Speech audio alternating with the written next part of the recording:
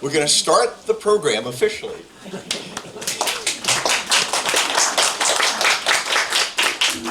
And I want to thank all of you for coming out to this very special program with Caroline Elkins and her new book, Legacy of Violence, A History of the British Empire. My name is Raymond Lotta. I am a spokesperson for Revolution Books. I'm a political economist and writer for revcom.us. And I'm a follower of the revolutionary leader, Bob Avakian, and an advocate for the new communism developed by Bob Avakian, which is a radically new framework for human emancipation. You're here, some of you for the first time, some of you have been here before. You're here at Revolution Books, and this is a very special and unique bookstore. This is where the whole world comes first, and by that we mean that American lives are not more important than other people's lives. Right on.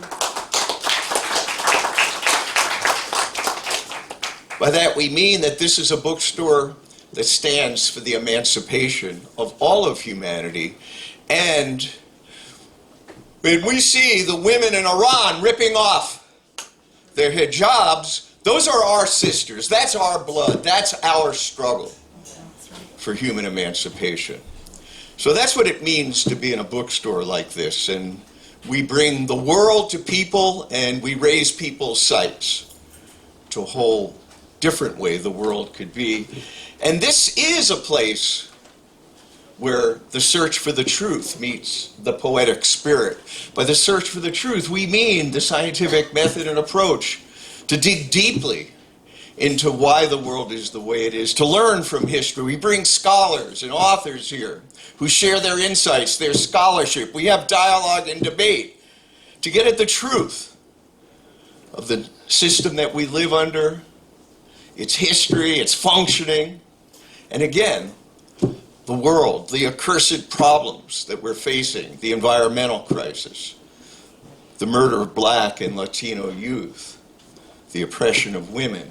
We get into that, we learn from all these different insights, and we search for the truth and fight for the truth, because you can't change the world radically unless you understand it deeply. So the search for the truth meets the poetic spirit at Revolution Books.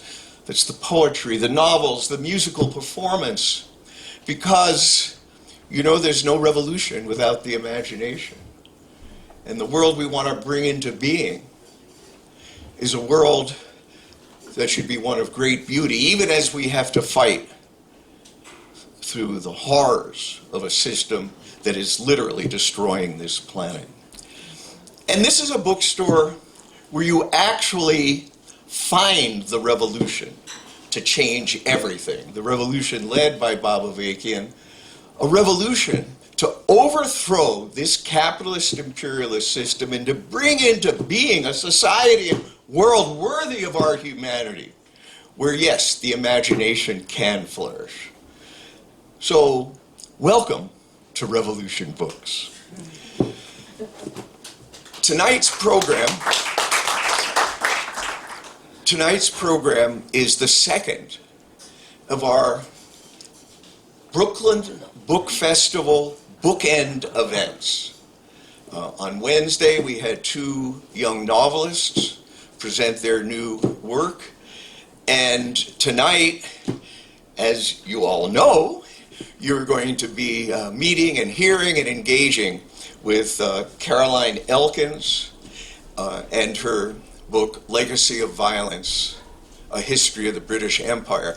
Caroline is a professor of history at Harvard University. She is the founding director of the Center for African Studies. And some of you are probably familiar with an earlier work of hers, Imperial Reckoning, the Untold Story of Britain's Gulag in Kenya, for which she won a Pulitzer Prize in 2007, right? 6, okay. Search for the truth. So,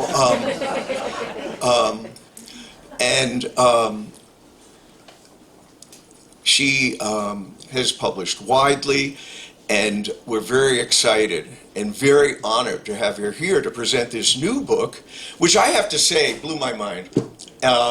You know, this is a work of extraordinary scholarship, and you know, it's a work of great rigor that's matched by incredible passion, and that really counts for a lot in this world of horrors. And as we fight, you know, against all these distortions of the actual history of empire, the true history of empire.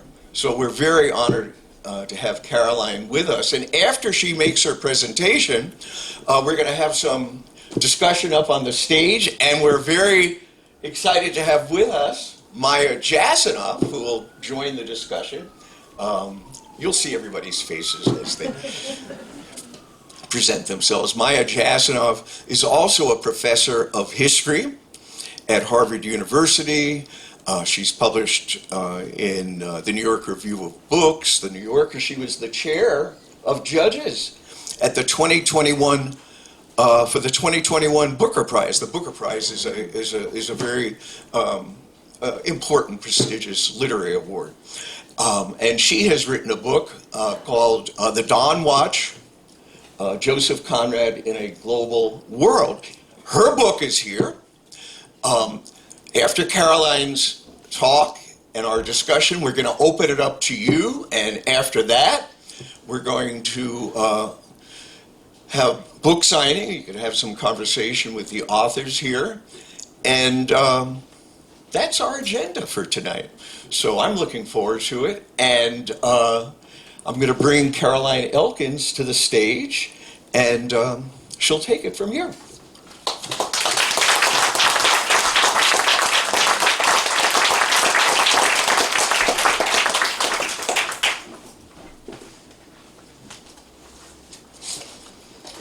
Everybody. Good evening. Oh, come on. Good evening, everybody. Good evening. It's Friday night. Come on, in New York. We're from Boston, where it sleeps all the time. First of all, thank you very much for that incredibly generous introduction. What an honor it is to be here. To be here this evening at a bookstore that I've so long admired. We were talking about back in the years. It was down in Chelsea over dinner, and now to be here this evening with all of you and with all the team for Revolution Bookstore, and also my dear friend and colleague Maya Jasanoff. And so what I'd like to do this evening is to just make some broad remarks about the book itself. Some of the things I'm trying to accomplish. I've got, I see some copies out there. It's if you don't like it, you can keep your door open. It's a good big book stopper of a book. And then have an opportunity to read a few passages to you to give you a sense of some of the texture of what I'm up to. And I think it's also a very timely event this evening insofar as many of us know, the Queen's funeral was last week, and it was an extraordinary affair.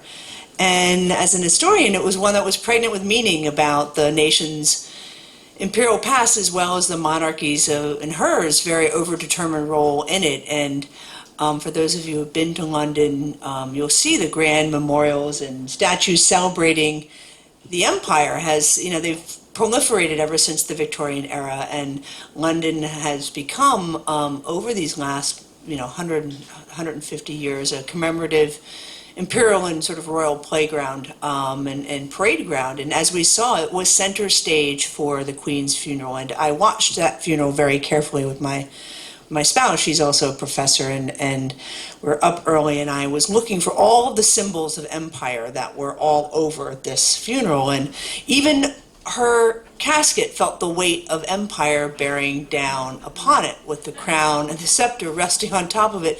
And of course the jewels extracted from across the empire, including South Africa's famous and massive Cullinan diamonds, one over 3,000 carats, some of which landed in the scepter, and then the other several hundred carats which landed into the crown. And so literally as I'm watching this, I'm looking for, as I said, watching the weight of empire bearing down on the casket itself. But as the Queen was being laid to rest, the imperial history wars with the public, politicians, scholars, the media, hotly contested the meanings, the lived experiences, legacies of the British Empire, long simmering. And these have been long simmering, and have been exploding at different points, particularly as we well know, at the time of following George Floyd's murder and the backdraft of the Black Lives Movement that very much became global. And since then, it has been very much on the rise, and we have been seeing these fault lines that have been existing beginning to rupture quite fully, right, around the question of empire, around the question of British imperial benevolence. And so it's these imperial history wars and their profound salience today. And, it raises this question of how did we arrive here? How do we in the present understand the past and the ways in which it shapes the world in which we're living? And it's these questions, I think, that very much animate Legacy of Violence and questions that it's seeking to answer, suggesting in some ways that it's time to advance our conversation beyond whether or not empire was a good or bad thing. In other words, it's accepting as fact that this violence has occurred. Moving it beyond whether is it a force of evil or progress, to the question about how and why coercion was a cornerstone of Britain's reformist agenda in the empire, its civilizing mission, its white man's burden, as it's been called. And for me, it's a book that's been well over a decade in the making. If you ask my family, they're so happy it's done, like really happy. And the idea came for it really from my last book, Imperial Reckoning, which was mentioned in some of the introductory remarks, which very much did seek to establish as fact that Britain deployed systematic violence in Kenya in the 1950s in its detention camps as a way of suppressing the Mau Mau emergency, and then covered up its own incriminating evidence. And, that book, when it came out in 2005, had a very different kind of reception. I think it really, while there had certainly been others working on violence, it was a book that was, that I like to say had critical acclaim, with much more emphasis on the critical than the acclaim. And it was the difference between then and now, 17 years later, in terms of the reception of books. Whereas, with this, there's a robust debate going on around questions of empire, and we're, except for sort of the far right, we're past the questions of did this happen or not around. And so I feel particularly proud of the fact of really that first book seeking to establish as fact that this had happened, and then the book, of course, then becomes the evidentiary basis for the first time the British government was sued by a former colonized population in London's High Court. In 2009, former victims of the detention camps, 5 of them filed suit for systematic violence and torture in these detention camps in London's High Court, and I was expert witness for the case, and the case was then settled in 2013. In the course of that, there was new files were discovered. The British government actually disclosed that it was keeping approximately 300 boxes of undisclosed files in Hanslope Park, which was better known as Spook Central, where they keep all their MI5 and MI6 documents. And those files, which I'll talk about in a moment, become important in terms of the writing of this book. They also become important to the case. And long story short, the case was settled 4 years later after it was filed in 2009, resulting in an unprecedented settlement where the British government admitted to torture for the first time in the British Empire, settled for £200 million sterling, and offered an official apology, which was actually an official sincere regret as opposed to apology, because sincere regret doesn't trigger more liability. But nevertheless, the sentiment was very much the same. But for me, questions remained with this when I had finished the Imperial Reckoning, and I felt, and it had become clear to me that I had dropped into one moment in time with Kenya, and it was part of a much larger story, a story where imperial agents circulated throughout the 19th and 20th century empire, moving from one location to the next, and where coercion and reform rested very much uncomfortably with each other and were bound together by this notion of British liberal imperialism. And this liberal imperialism was thought to be unique, and it still is very much so in some corners, that its civilizing mission would bring developmentalism with a kind of paternalistic heavy hand to 700 million colonial subjects across a quarter of the world's landmass, which is the largest empire in human history. It gives you a sense of the scale and scope. But liberal imperialism with this coercion and reform was very much, if you think about it, right? It's an oxymoron. A dualism that can only be explained if we keep both of these in the same frame of historical analysis. If we ask how and why coercion and reform were two sides of empire's developmentalist coin. So briefly, let's unpack this a little bit, right? What is this dualism of coercion and reform? And well, after Britain waged about 250 wars in the 19th century to extend sovereignty over these vast swaths, as I said, approximately a quarter of the world's landmass, these vast swaths of territory that ostensibly never had sovereignty, according to the British, and to pacify, as it was called, colonial subjects, or as Kipling called it, the savage wars of peace, a contested though coherent ideology of liberal imperialism emerged. And this integrated sort of sovereign imperial claims with a huge undertaking, right? So on the one hand, they have claims to this territory, which they're going to exploit for economic reasons, whilst at the same time a huge undertaking to reform colonial subjects, often called quote-unquote children. And the idea being that through tutelage and developmentalist policies, Britain would usher hundreds of millions of people into the modern world, determining when these subject populations, mostly brown and black, were civilized and prepared to stand on their own 2 feet and to achieve independence, and that this process, this civilizing mission, would take generations, if not more. But if Britain's civilizing mission was reformist in its claims, it was brutal nonetheless. Nationalists and freedom fighters were often cast as criminals or terrorists, and their actions, including vandalism, labor strikes, riots, full-blown rebellions, were cast as political threats. Coercion would not just subdue these so-called recalcitrant children, as they were often called at the time. Colonial officials and security forces instead wanted their infantilized subjects to see and feel their own suffering. And British officials had a term for this. They called it the quote-unquote moral effect of violence. At the same time, British officials obsessed over the rule of law, insisting that this was the basis of good government in the empire.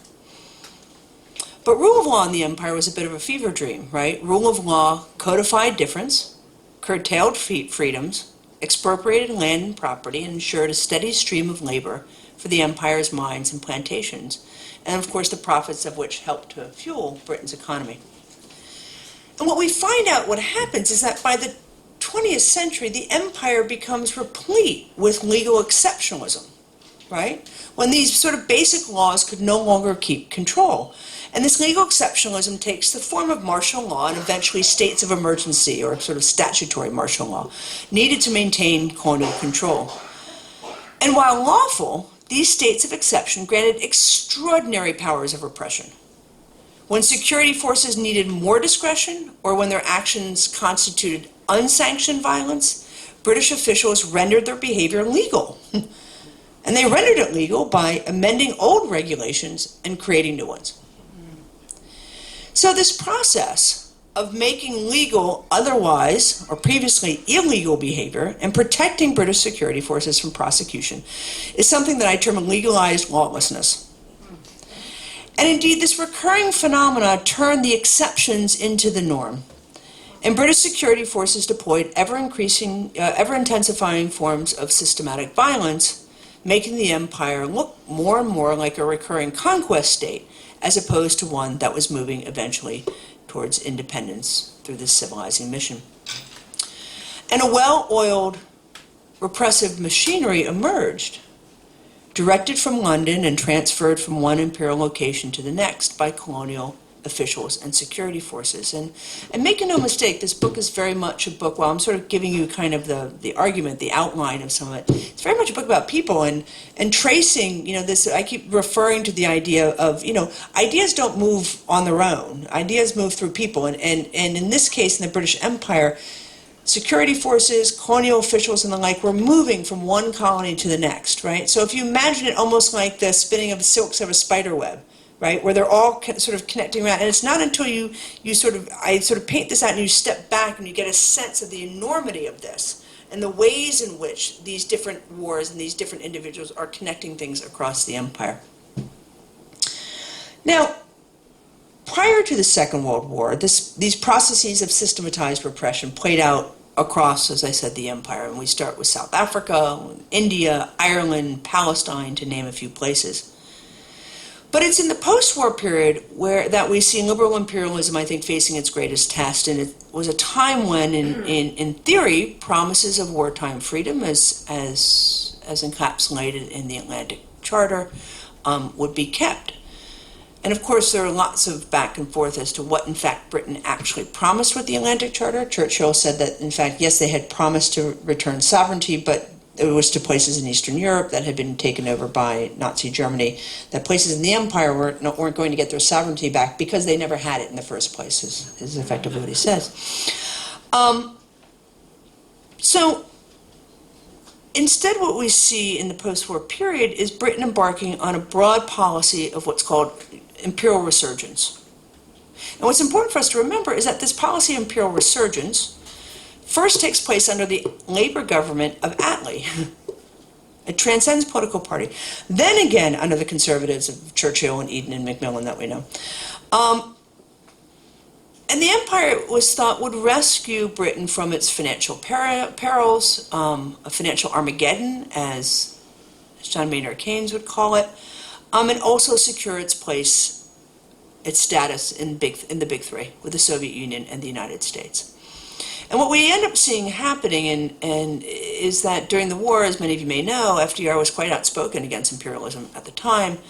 And right before his death and before Truman comes in, he backpedals from this. And ultimately, with the rise of the Soviet Union, it's understood that Britain's empire was exceedingly important in terms of bolstering sort of democratic governments against the rising red tide.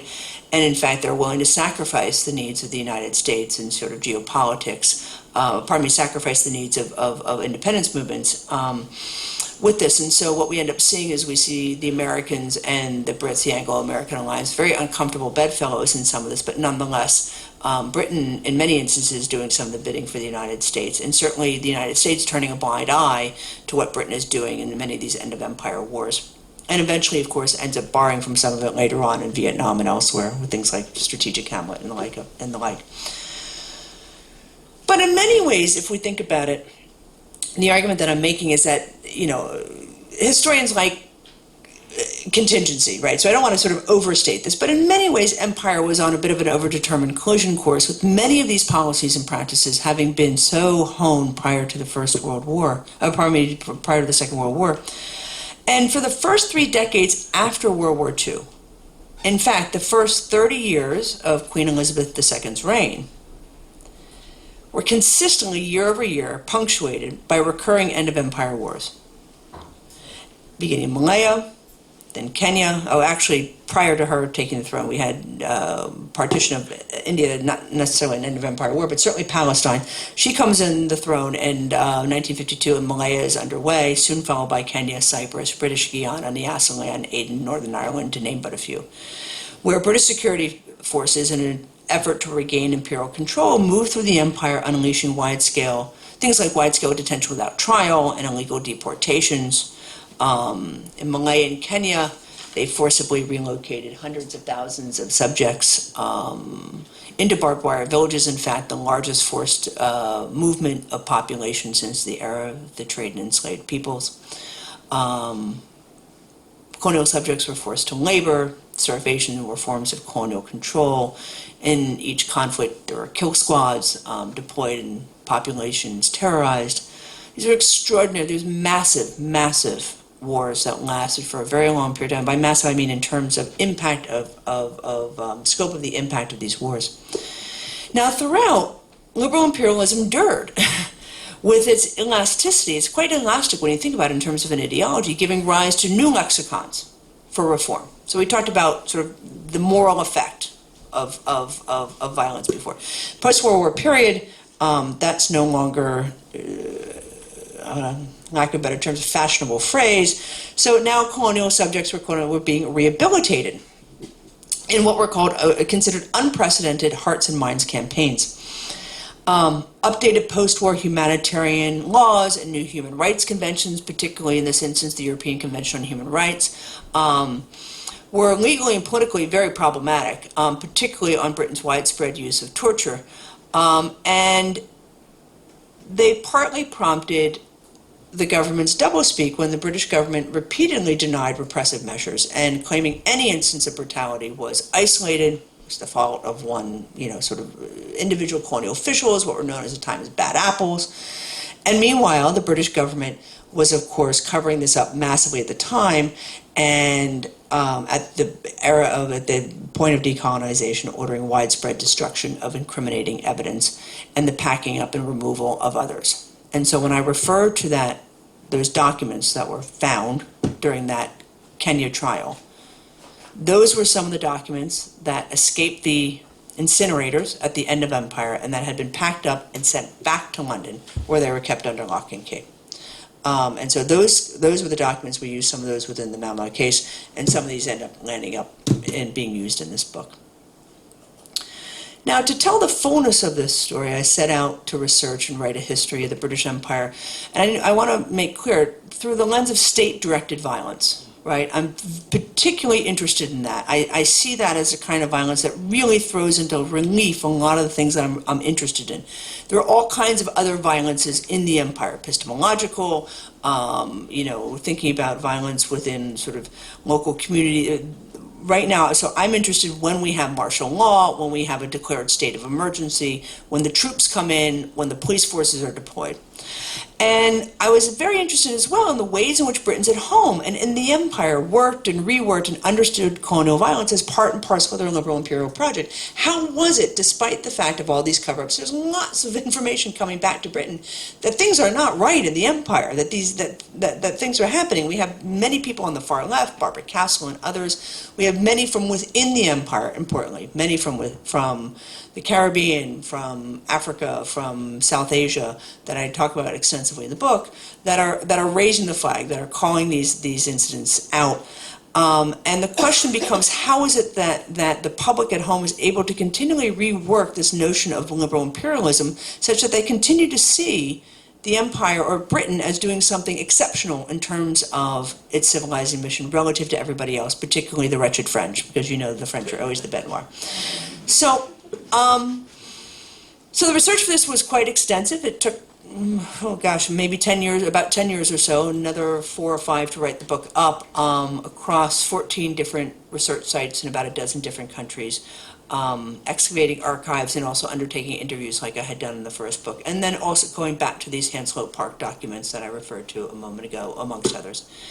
And in the process of my research, I very much expanded the temporal scope. Initially, the book was supposed to focus on entirely post-World War II.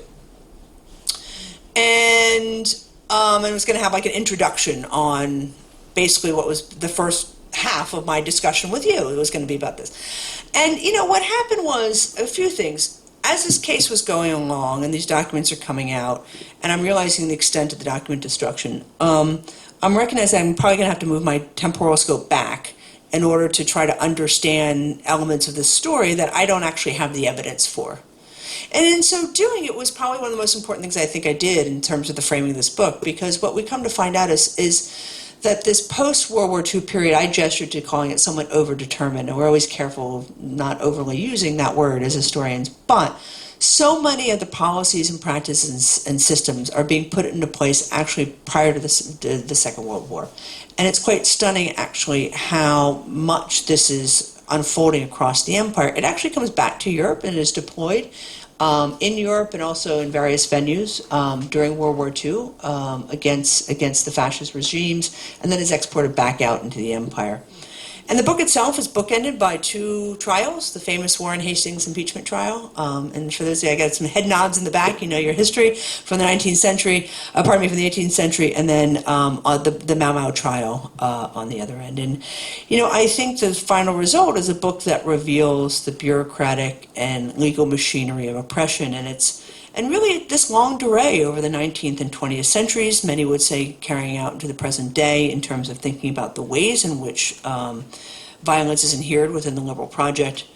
And it's also a book that dissects, very much dissects this question of liberal imperialism, and challenges some recent historiographical assumptions. I think it's wonderful that I'm not the only historian working on this. There are many who are working on this topic of colonial violence, but there's still lots of folks out there who still think about British exceptionalism, and certainly the political defenses around this, and looking to really puncture these myths of paternalism and progress, and demonstrating liberalism's perfidiousness across the empire as well as at home. And so what I'd like to do is just give you a little bit of a flavor of some of what's going on in the book. It's a lot. So there's 850 pages, so I think we're just going to take a little bit, and I also want to I have to give you something to look forward to, right? You know, but just to give you a sense, for example, of, you know, we'll move around a little bit within the empire, right? To give you a sense, so Sir Henry Gurney was the chief secretary in Palestine. I mentioned before in Palestine, and that was a big war when it happens right after World War II. The Zionists eventually are successful, as we know, but he is brought in after that. After basically Britain loses that war in Palestine, he is brought into Gurney is to Malaya, and he's talking about his reference point, which is Palestine. And he says this is kind of getting back to what I was saying before, but it's always nice to hear their own words. And he writes when he arrives in Palestine, he says, when he arrives in Malaya in 1949, he says, in Palestine, the emergency regulations were continually being added to and tightened up, so that at the end it might almost have been said that the whole book of regulations could have been expressed in a single provision, empowering the High Commissioner to take any action he wished to take. I like their honesty. So then he goes on to launch what is a massive deportation campaign. The emergency that's being fought that's being waged in Malaya is largely targeted at Chinese communists there, and they are looking to deport as many Chinese squatters, as they were known, back to China, when of course many had been living in Malaya for generations. They were very much what was in legal speak, they belonged to the territory. Nonetheless, as I say in the book, Gurney launched a deportation campaign, the intended scale of which was unprecedented in the empire. In January 1949, he set repatriation quotas of 2,000 per month for all inhabitants deemed alien to the Federation, along with their dependents. Malcolm MacDonald, disparaged in the communist circles as the, quote, white monkey leader, called the new regulations drastic but imperative, in his words, in part because it would help solve the, quote-unquote, racial problem. Creech Jones, the Colonial Secretary, was aware of the campaign against so-called alien Chinese squatters, as they called them, noting, and he says, there is no appeal from any order made under the new regulations, and no such order can be called in question by any court. He said that, of course, this is a grave injustice, but I accept it as a fait accompli. And we then have a parliamentary delegation that comes to visit and comes to look at some of these. They send these suspects to camps while they're awaiting transit camps. And locally they have to decide they're having problems because the purges are so big that these transit camps are overflowing. And I say in the first 3 months of 1949 alone, Gray's forces carried out 7 operations with more to come.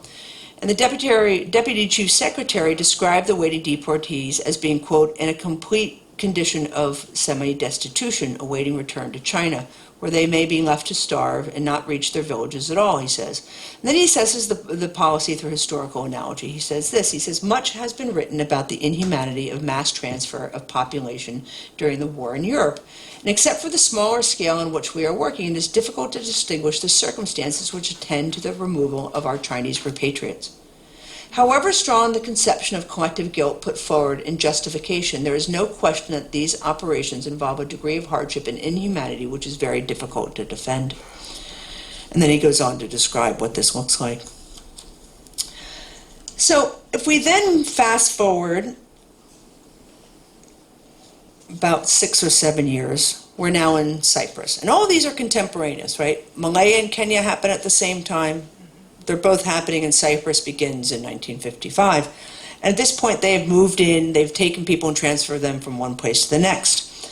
And it's then where colonial secretary at the time, Alan Lennox Boyd, he's mulling over whether or not he's going to use, as he says, quote unquote, sickening gas, or as he says, an arsenical material technically classified as a war gas that had been tested on colonial subjects in Hong Kong. And as they're, sort of mulling this over, they start bringing others that describe that, quote unquote, that they're unanimous, that no written instructions should be given and issued to interrogators. So everything is being done verbally. And then I go on to say reports of colonial abuses come flooding into the British government and were notably similar to those from Malaya and Kenya as well as Palestine. Security forces interrogation teams forced suspects and civilians to take hallucinogenic drugs, run the gauntlet, strip naked, undergo water torture while handcuffed to bed frames, and suffer through genital mutilation and testicle twisting with torture instruments. They were beaten with various instruments, suffocated with pillows, electrocuted, hung from ceilings and ladders, starved, boxed on the head while wearing metal buckets, tortured with iron head rings affixed with screws that tightened into the temples, and forced to lick salt from the ground. Some refused to offer up information, citing the binding nature of their Ioka, the name of the movement, oath, and their allegiance to Grievous, their leader, and they were murdered. Others gave false as well as usable information and managed to live through ordeals. They called British interrogators HMTs, or Her Majesty's Torturers, and those who survived their injuries would go on to finger some of them by name and physical description. Colonial authorities, however, took great care to redact their operators' identities. Then I just want to go to one last point near the ending. Because I want to make clear that while this is took a great deal of time to put this book together, there have been many, many who have come before me who have gestured to this kind of systematic violence, including, and I think most importantly, humanists. And as I say here, I say one just has to glance at the work of Nobel laureates hailing from the empire, Tagore and Yeats among them, to read complex accounts of suffering and resilience that challenge the civilizing ideals of Winston Churchill and Rudyard Kipling, who too had been feted in Stockholm. All these men won Nobel Prizes.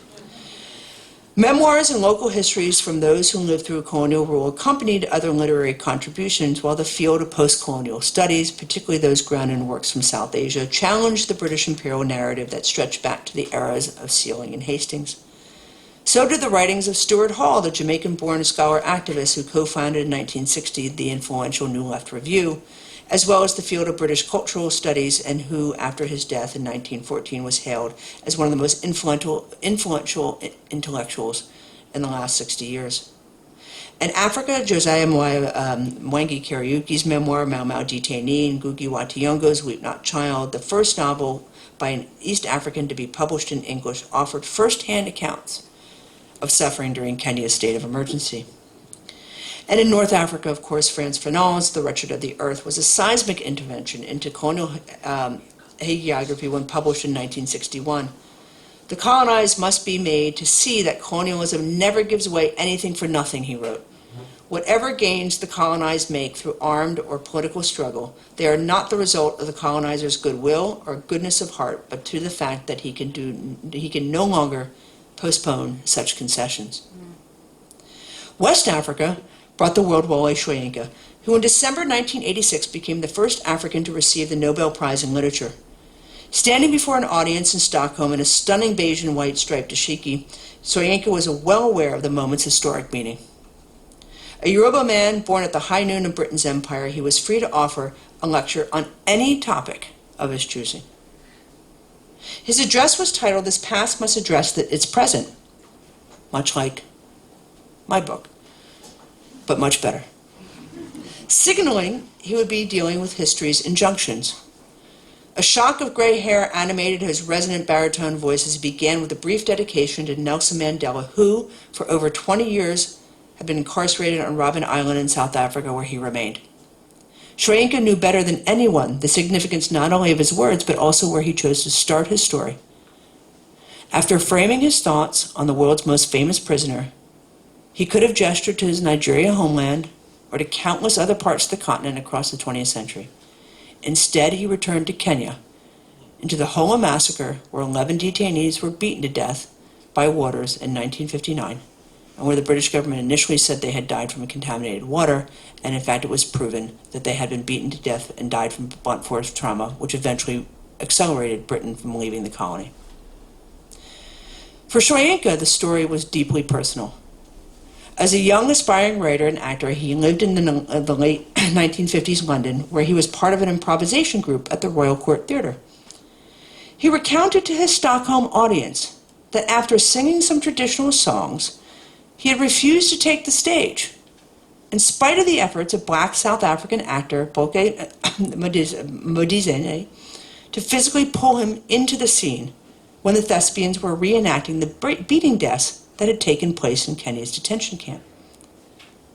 The struggle between these men in the late 1950s unfolded in plain view of the audience.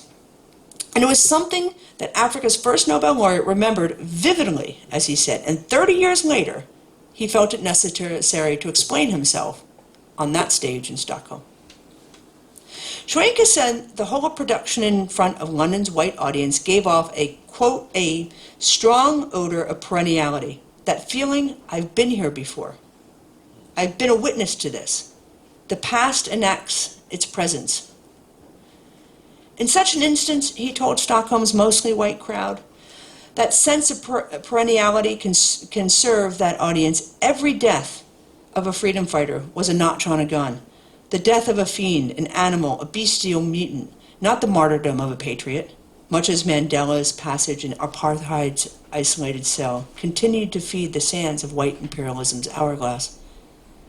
He then punctuated his memory's muse, inscribed as it was with Enoch Powell's self-serving calls for accountability in Kenya and the empire, and the, quote, liberals, humanitarians, reformists who had taken up the cause of justice for the victims.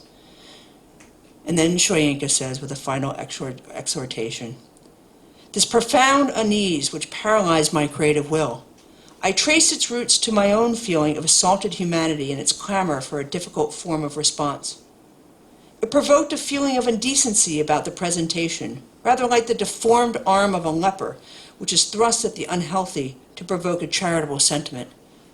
This, I believe, was the cause of that intangible but totally visceral rejection which thwarted the demand of my calling, rendered it inadequate, and mocked the empathy of my colleagues.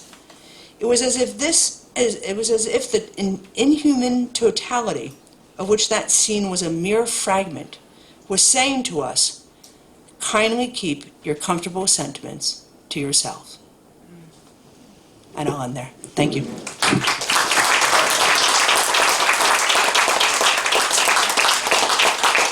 Well, before we start the Q&A, the conversation up here, let's give Caroline another warm round of applause.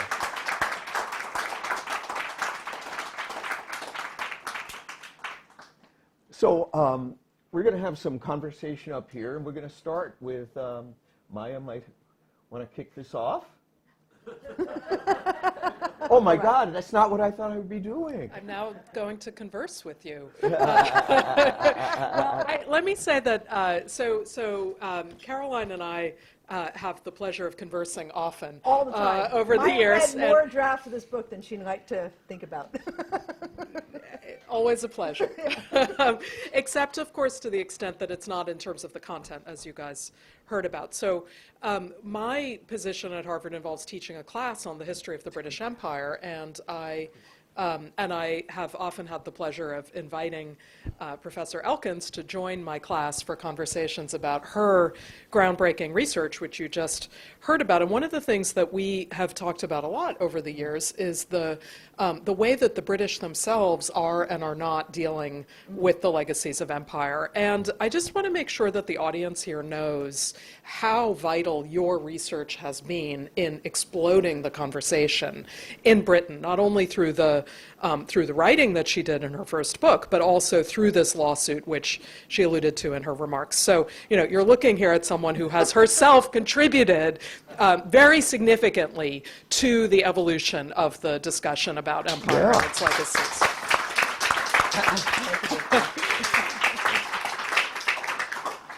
But I wonder if maybe we should talk a little bit, with the audience here about sort of what we've seen happen over the last kind of, particularly I would say the last dozen years of Tory government and of course the Brexit campaign and its aftermath. I wonder if you might want to share with us a little bit of sort of how you've experienced the fraught ways in which the British have debated and in some cases actually come to terms with their own imperial past.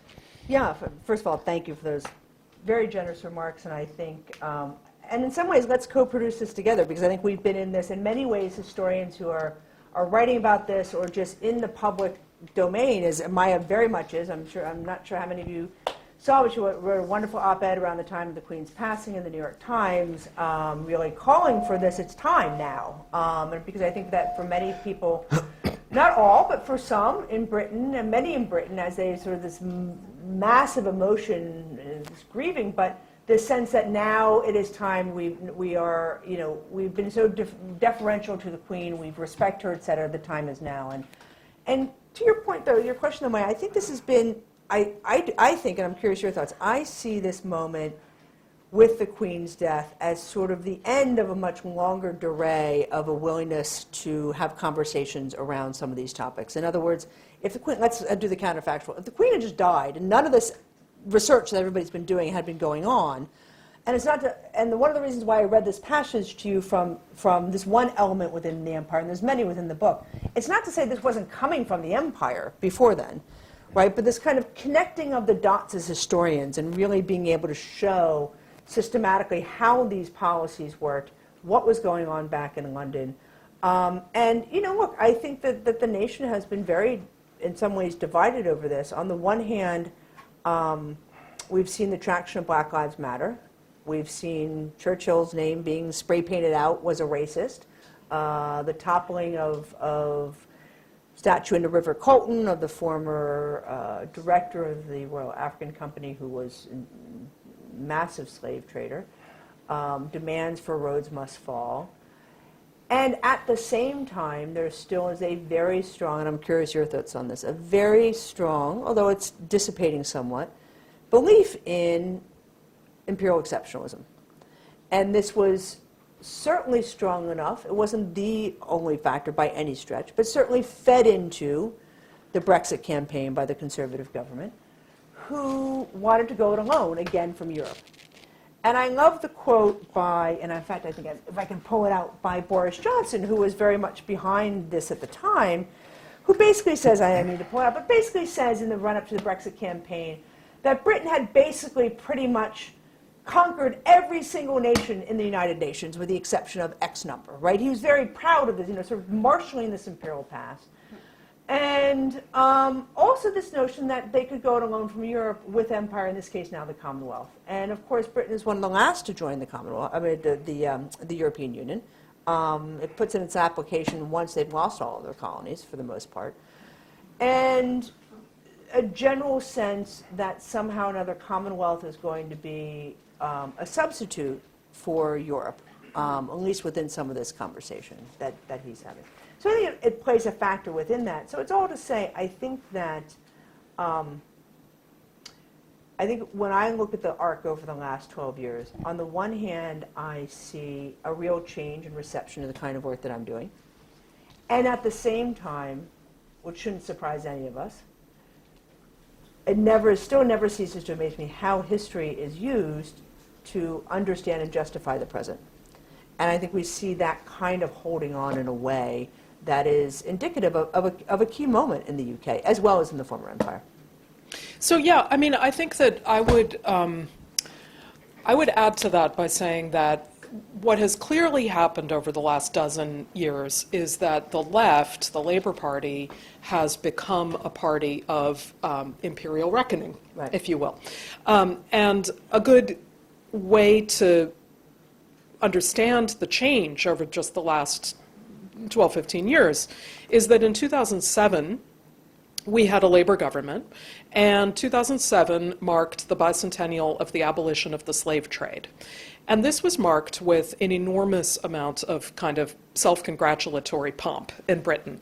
I think there were commemorative coins struck, there were, museum exhibitions, that sort The of thing. recreation of the boat that went up the River Thames. Yeah. That? So lots of stuff, and a lot of hailing of William Wilberforce, the evangelical politician who had introduced bills to abolish the slave trade for years and years and years. And so this was all sort of done in a very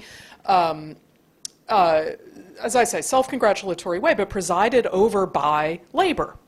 Now, you still have a lot of British voices coming out. Most recently, a few days ago, I think a royal spokesperson on Don Lemon's show on CNN, praising themselves, basically, for having abolished the slave trade and slavery without noting that Britain was the largest slave trader in the 18th century world. So, it's like, great, let's congratulate ourselves for getting rid of a thing that actually we were complicit in kind of creating in the first place, But the point there is to say that that kind of just sort of across the board, if you will, left and right, desire to highlight certain aspects of humanitarian reform in the British past has now moved much more clearly over to the right. And on the left, you're not going to see that same kind of rhetoric just thoughtlessly thrown out there. And there have been instead lots of new projects dedicated to thinking through the legacies of slave ownership in Britain, most notably a really terrific research project, for those of you interested in this subject who don't know it, I recommend it to you, called The Legacies of British Slave Ownership, which was run out of University College London. It is run out of University College London under the direction of historians including Catherine Hall. And what they did is they've taken the amount of indemnity that was paid out to British slave owners in 1833 when slavery was abolished in the British Empire. The slave owners were compensated because, of course, they're losing property, right? So, and this is a country that's sort of entire political philosophy rests on the sanctimony of private property. So the slave owners get paid. Anyway, there's been a huge research project tracing where the money went. And not surprisingly, a number of families that still are politically prominent or socially prominent or whatever in Britain today have, some wealth tracing back to that time, including the family of David Cameron, the Prime Minister who brought us Brexit. So anyway, all of which is to say that, yes, I mean, there's been new scholarship, there's been new politics on the left, but on the right, we see, I think, a different story. And one thing I'm curious for your take on this. So I was puzzling a bit over something that some of you may have noticed if you follow British politics, which is, of course, right now in the four, as the British call them, great offices of state, there are no white men, right? There's a female prime minister, there's a chancellor of the exchequer of Ghanaian extraction, there's a foreign secretary of part Sierra Leonean extraction, and there's a home secretary of South Asian via Mauritius and Kenya extraction. So we have actually this cabinet that is extraordinarily post-colonial, but they are bringing in the farthest right-wing set of policies that has ever happened, basically, certainly since Thatcher. And I'm wondering what your take is on that, because, here in the US, I think we tend to think about diversity as something that tracks with certain kinds of political commitments. And I think in Britain, because of Brexit, when there was a very explicit appeal to certain post-colonial communities in Britain to get their votes, I wonder if this may turn out to be, if basically the politics of Europe have sort of scrambled a little bit the reckoning of the politics with the aftermath of empire. Yeah, I think it's a great question. I think some of my read on this, I'm going to link it to one of the things that I saw. So I was mentioning that I woke up early with my wife to watch the Queen's funeral, and I was like, it's research, it's research. She's like, I cannot believe you're making me watch this. And I was struck. Who watched the funeral here? Anybody? Okay, here. Does anybody remember who was the first person to speak? Other than the no? It was the head of the Commonwealth, right? Lady Patricia, forgetting her last name. Yep. She Yeah. was the permanent secretary, the head of the That's it, Commonwealth, yeah. who is black, who speaks with beautiful, perfect Queen's English, if you will. It was a living, and don't forget, I mean, the Queen had been planning this funeral since she was like, forever. Nothing. Even the horses were in time. The whole thing was amazing. They've been rehearsing it for 20 years. For 20 apparently. years. Regularly. Just think about the expenditure of rehearsing the Queen's funeral for 20 So years. she could have picked, kind of like with my point was, I'm a constant sort of ethnic, with Wally Schwing. He could have picked anything. She could have picked anyone. And she picked her. And that woman who spoke first represented the success of Britain's civilizing mission. It was a multicultural Britain. Look at this. Me, and they speak in the family motif, much like plantations of the U.S. South, right? She was the mother of the Commonwealth, matriarch of the Commonwealth. They speak of the Commonwealth family. And look, here's Exhibit A. The first person to speak in that. So getting back to, I don't want to be so cynical, but getting back to these four, I also think obviously we can have a longer conversation, I'm not sure if that's appropriate, about sort of how this tracking, how it's not tracking on to race in the UK, this far right, when people are from South Asia, from, African descent and the rest. But, again, make no mistake, this is an example. The Tories are looking at this saying, and look, empire was a success. And here it is, back at home. And it's in our cabinet. I mean, that's some of how I would read this. I want to jump in on some of the points, both in relation to this discussion and your presentation. First, I just want to, as someone who's read the book closely, I just want to commend, to everyone's attention, the massive scholarship that's been done here. And, you come out of this book understanding the blood and bones on which so-called liberal civilization rests. And I think it's very important, the point made that empire transcended, as you said, party affiliation. The Labour Party at the end of World War II, oversaw the restructuring of this empire.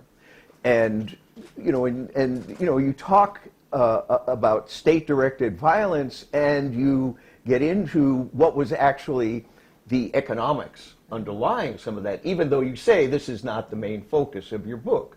But Britain's recovery after World War II depended on the tin, the rubber from Malaya, right? And, you make the point that World War II was not some simple heroic battle fought by British soldiers, but look at that the colonized, were the foot soldiers, of this war for greater empire, as it was fought by. So I just want people to sort of appreciate, what's done there, and especially how, Britain, as we know Britain, the identity of the British people, the political systems, the structures, are inextricably bound up with the blood and bones of vast humanity. And you do give the statistics, 700 million people under this empire. 1/4, right, of the world's GDP. So, I mean, this is massive, and you can't understand Britain's standard of living, its culture, its relative stability outside this relationship to empire. So I just want to hammer home on this point that when we're talking about empire, this is not some kind of, just some sort of appellation, some description of a global cosmopolitan, of a cosmopolitan society. It's a society that rests on this brutal exploitation and plunder, and all the methods of war that you document. So I just want to say that this is really important. And then reading the book, I was really struck by the parallels, with the guiding dominant ideology of liberal imperialism, rule of law, democracy, freedom. And here we are in the United States, right?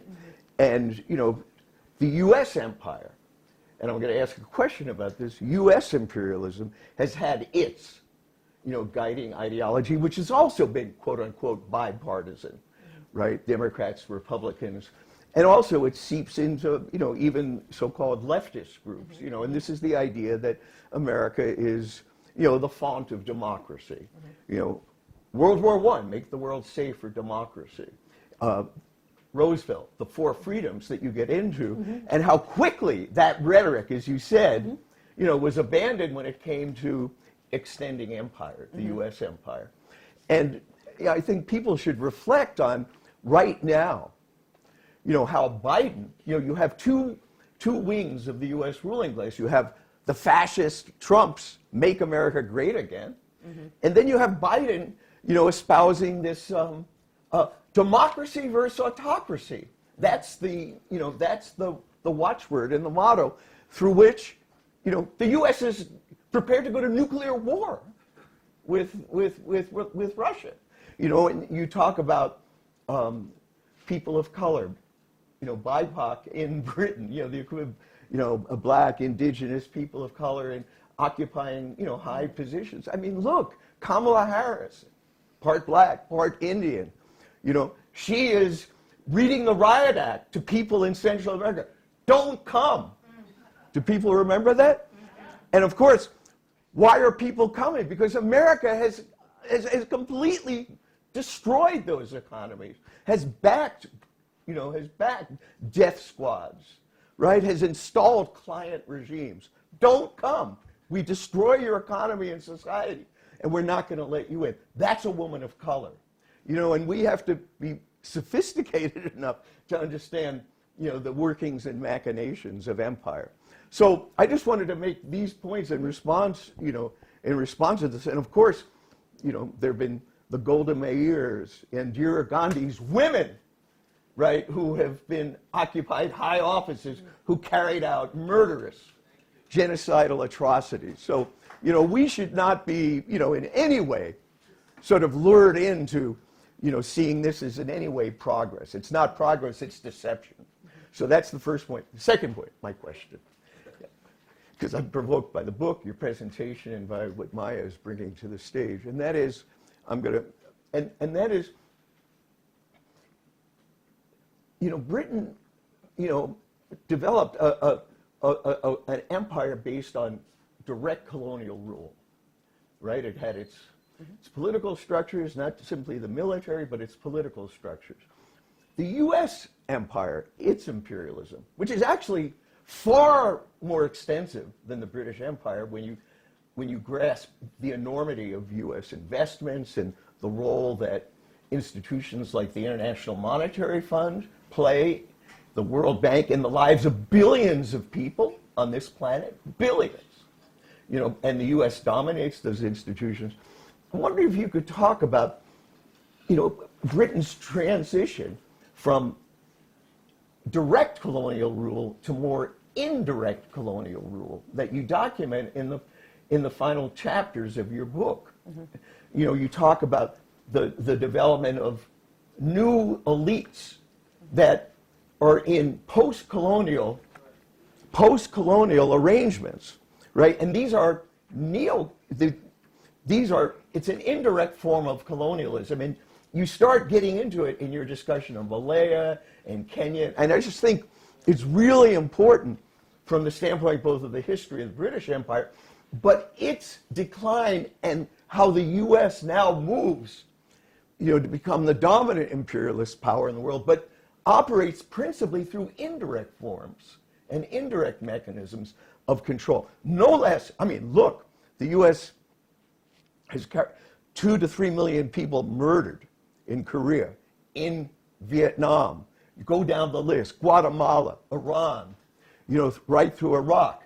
And then the U.S. establishes, these neo-colonial client regimes. But Britain is working in that direction. And I'm wondering if there's some thoughts you have on the transition from direct to indirect rule and how this, represents another mode of penetration and control. Can I make a suggestion? Yeah. I'll do indirect to direct, and then you do direct.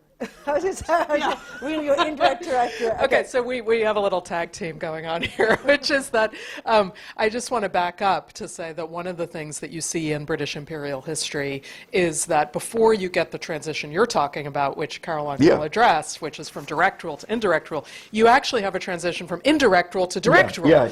And so that's something that I just want to highlight here, because what ends up happening in a lot of British imperial history is you have these entities like, say, the East India Company, what's its business? It's doing economic business, but oops, they get involved in governing as well, and they have a military and so on. And it is to protect assets that formal imperialism often moves in. And I highlight this because I hear a lot of people in kind of foreign policy circles today getting very anxious about China on the one hand, but then on the other hand saying, oh, they have no interest in imperialism, we're still the greatest power. And I say, well, let's just think about what tends to happen when people have assets overseas, and when those assets are challenged, what ends up happening. Yeah. So, over to you for part two. Yeah, absolutely. I mean, in fact, just to add to that, which kind of takes us to your question, Raymond, which is Britain, the United States, China, they all, for the most part, with the exception of Putin, really, prefer to have an informal empire. Colonies are expensive. They really are. And so the preference is... What's that? Aside from Puerto Rico. But even then, right, the sense that at the end of the day, the preference is to basically keep your influence through informal mechanisms, that you are so strong, and what you're most interested in is in economic dominance, that you can keep the sort of doors of your, if you will, informal empire open through the sheer strength of your economy and the imposition of your will. And so at the end of the day, Britain shifts, and it ruled the world in the 19th century, up until then, right? And then there's a shift. They get competition from the United States, competition particularly from Germany within Europe, and there's a trigger. We don't need to get into all of it, but there's a trigger, and suddenly flag starts following the trade. And so you start seeing the carving up of places like Africa and elsewhere. India was already under rule, but even then, it's not until 1857 where it becomes formally under British control, no longer part of the East India Company. It becomes formally the British Raj. So when we say that Britain had the largest empire in human history, it is a formal empire. It's massive, right, insofar as their governance. So when we get to the link from direct to indirect, look, at the end of the day, they still always want... They still want to get themselves to informal influence. Like that's the ultimate goal of where they want to go. And in some ways, sort of looping back some of these conversations and what I was presenting within the book itself, Britain was the first to really, both level in the systematic way. I mean, the French did it, the rest of it, but on this scale, counterinsurgency operations, right? And the systematization of all the things that I talked to you about earlier. They quite deliberately pass it to the Americans, right? And I mentioned offhandedly the strategic Hamlet, but there's a mission that's headed by somebody named Sir Robert Thompson, who was very high up in the Malayan government, who then comes and advises the Johnson, Kennedy, and Nixon administrations on Vietnam. And so all of our policies come directly from that. Similarly, around 1950, actually it starts in 57, when there's something called the Suez Crisis, if anybody recalls, yes. So Macmillan has come in after Anthony Eden, and he does what's called an audit of empire, right? Very quietly. And the Exchequer, basically the Treasury says, get rid of it. We're good here. Like there's nothing we're worried about. And mostly what they were worried about, getting back to sort of the production empire, this was all about their monetary policy and the sterling zone and the ways in which they were basically extracting from empire, forcing colonies to put their assets or their profits within basically, I'm really reducing this, but into British government-controlled central banks, where then Britain had the ability to manipulate its own money supply and pay back debts to the American based upon what was coming out of the colonies. They figure out, the Treasury, that they can do this even if they're not formal colonies. They can figure out a way to keep these colonies in sort of the sterling zone, give them very beneficial loans and the rest of it, and keep them where they wanted. The Colonial Office didn't want this. The Colonial Office says, we haven't finished our civilizing mission yet, right? That's what they're. So there's this back and forth. And ultimately, it's the combination of those three, of Kenya, particularly Kenya and Cyprus, and then Nyasaland, which I didn't get to, but that it's the exposure of violence in the empire that expedites their leaving entirely, right? But they can explain away, in terms of now looping it back to the Queen and the rest, they can explain away all of this as a triumphant success to informal empire by saying, look at our Commonwealth. Look at it's a huge, and the Commonwealth is really a nothing burger for the most part. I mean, insofar as any political influence. But make no mistake, the Queen was obsessed with it. Right. Obsessed with it, and it was because of the Queen, I think, and I'm curious your thoughts. In part, it was because of the Queen's ability to sort of continue to draw, if you will, sort of some of the monarchy's soft power off of the Commonwealth. The ways in which, I mean, she visited everywhere. She visited Canada 22 times during her reign. I mean, everywhere. She was all over the place.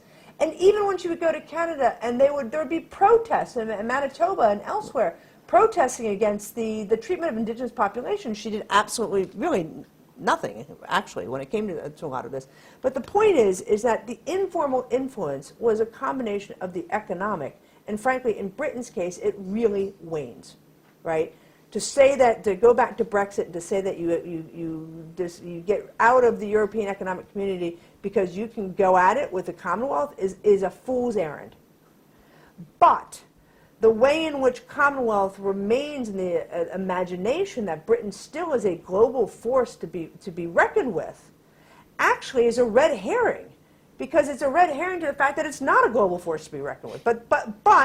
But in part, the Queen and the monarchy has helped to perpetuate this in the ways in which it gives its imprint to empire, now Commonwealth, and Commonwealth does it back to the Queen.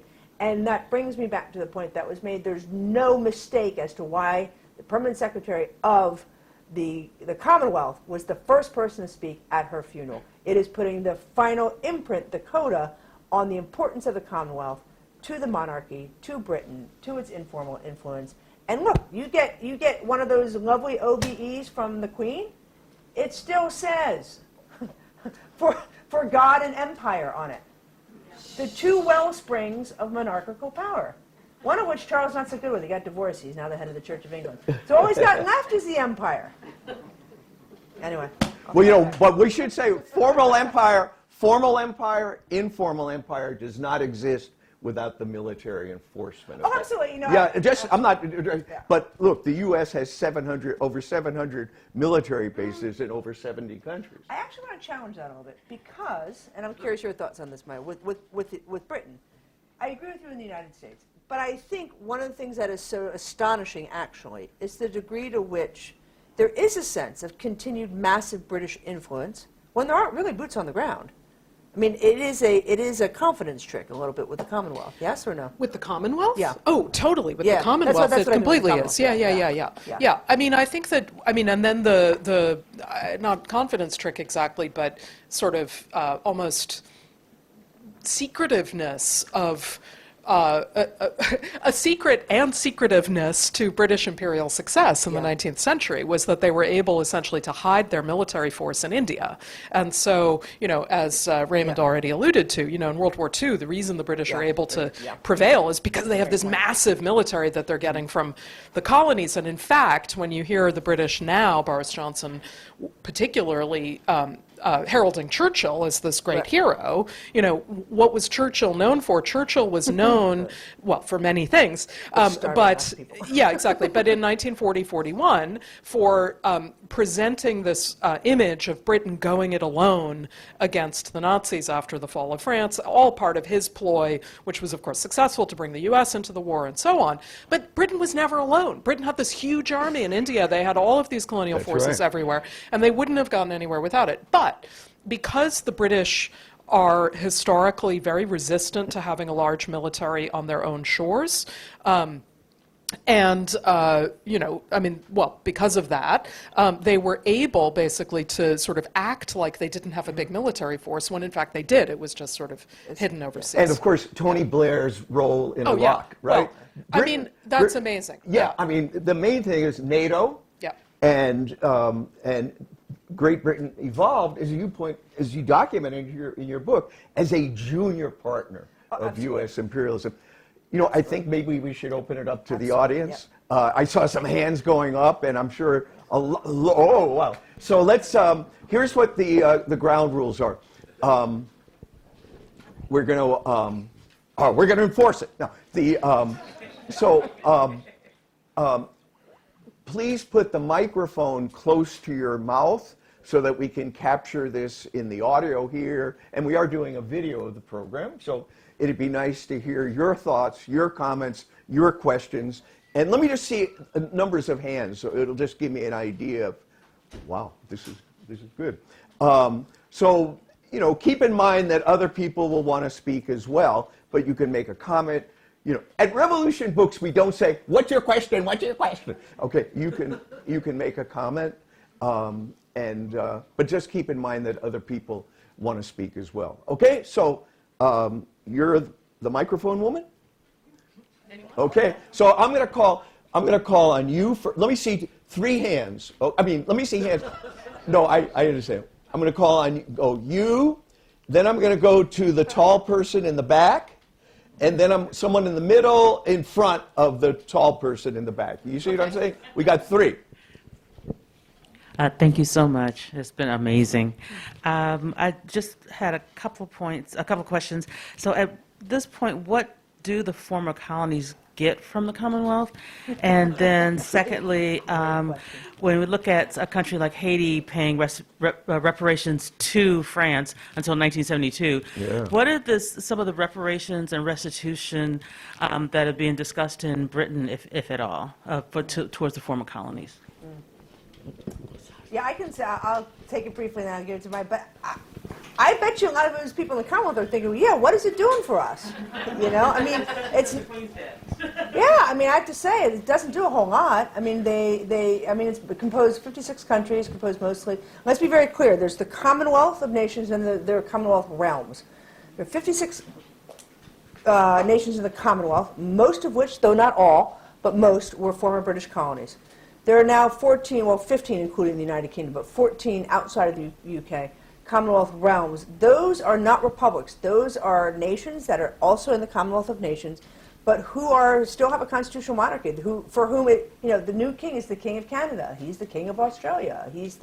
And so there are great movements. You might be aware of how Barbados is no longer a Commonwealth realm. They're now a republic. That happened about a year ago. And when the very infamous and tragic sending off of the then Duke and Duchess of Cambridge on the Caribbean tour during the Jubilee, like the canaries in the coal mine, and so that was a real indication that places like Jamaica and elsewhere are on tap to really think through. But I don't want to go any further, but the bar is very high in some of these places in terms of constitutional, basically being able to vote in being a republic. I got really trapped down a rabbit hole looking to see how high the bar is to actually for Australia and Jamaica and the rest to become republics. It's not easy. I mean, in terms of the vote that's needed, the legislature, and the rest of it. But I'll let you pick up some of the rest of it. So I was doing a lot of interviews after the Queen died, and I was asked at some point, so what do nations get out of being in the Commonwealth? And I couldn't answer it because I know, so I'm sort of relieved. I'm relieved that neither of us has an answer. But one thing I do want to just add to this, I mean... if you can see anything, please tell us, because we're keeping on these talk shows.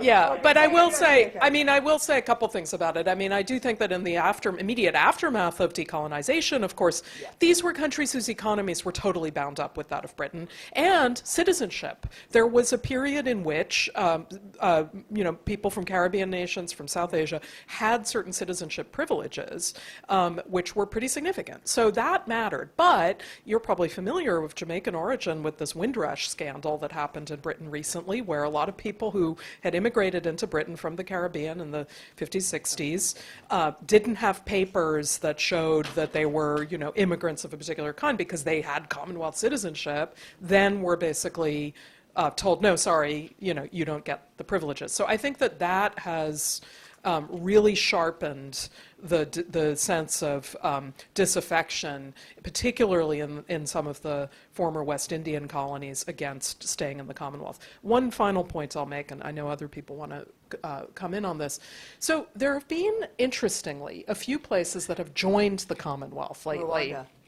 Including Rwanda, also Gabon recently. Togo, I believe, is the other one. Now, Rwanda is the only one I know a little bit about, and you know even more. But what happened with Rwanda and Britain recently? Well, I'll back up one step. Why did they want to do it? It's a way of asserting a tie to English-speaking places instead of the French being implicated in the genocide. But what just happened? The Tory Home Office struck a deal with the Rwandan government to ship immigrants coming in off the boats in the Channel to Rwanda. And the Rwandan government is getting cash payouts from the British government to take those people. That would not have happened, in my view, without Rwanda joining the Commonwealth. Oh, absolutely not. It's totally cynical and awful. Kagame is, Yeah. a separate conversation, but, Yeah. just the fact that they let him into the whole thing leaves Yeah. you with this horrible taste, right, of what's going on. And, of course, the most recent, it happened just this past spring, gathering of the Commonwealth was in Kigali. That's right. And so, it's going to be very interesting to see what happens with this. But I think in some ways,